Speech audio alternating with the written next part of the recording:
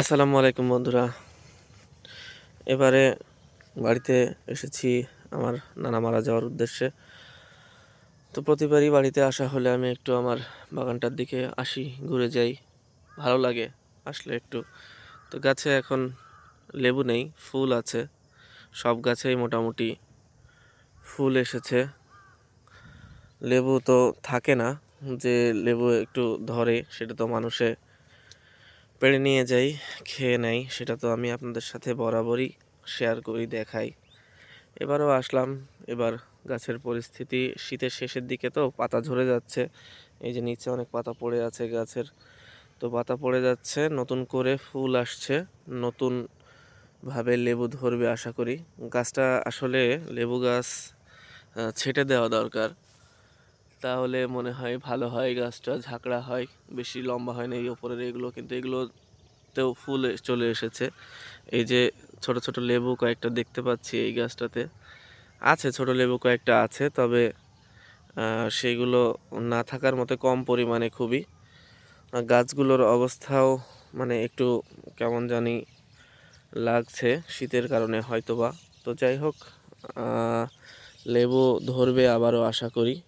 আর লেবু বড় হলে আবারও আশা করি, এই যে এইসব লেবুগুলো বড় হলে আশা করি আবারও চুরি করে নিয়ে যাবে চোর।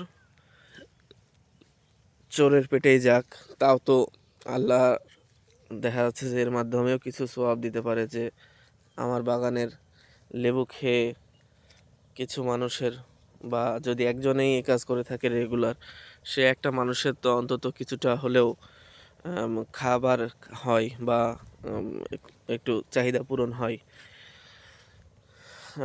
এইভাবেই শুক্রিয়া। আমার জানি না কতদিন এই বাগানটা রাখতে পারবো, হয়তো খুব বেশি দিন রাখতে পারবো না এইভাবে চলতে থাকলে, কারণ এখানে অন্য কোনো ফসলও হয় না। এমনিতেই একটু পতিত জায়গা ছিল, তার উপরে আবার এই লেবু গাছগুলো থাকায় ভালো মতো চাষাবাদও করা যায় না, লাঙল দেওয়া যায় না। তো হয়তো আর খুব বেশি দিন এখানে এটা রাখবো না বা থাকবে না। এখানে ঘাস লাগানো হয়েছে, কারণ অন্য কোনো ফসল এখানে ভালো হয় না এই জমিটাতে। ওই পাশ দিয়ে মসুরি একটু লাগানো হয়েছিল, কিন্তু খুবই শোচনীয় অবস্থা মসুরির, কারণ জায়গাটাতে ছায়াযুক্ত জায়গায় কোনো ফসলই ভালো হতে চায় না।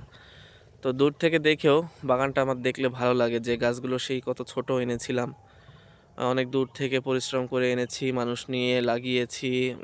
এই দিক দিয়ে চারিদিক দিয়ে ঘিরে দেওয়া হয়েছিল, যেন ছাগল বা কোনো কিছুতে না উঠাইতে পারে, না নিতে পারে। তো এত কিছুর পরে যাক, বাগানটা আমার এখন মোটামুটি অনেক মানে গাছগুলো বড় হয়ে গেছে, সুন্দর একটা বাগানের মতোই লাগছে। কিন্তু দুঃখের বিষয় যে আমি ফল এখান থেকে সংগ্রহ করতে পারিনি এখন পর্যন্ত, একটাও খেয়ে দেখতে পারিনি, সবই চোরের পেটে গেছে আর কি। তো যাই হোক, চোরের পেটে গেলেও গেছে।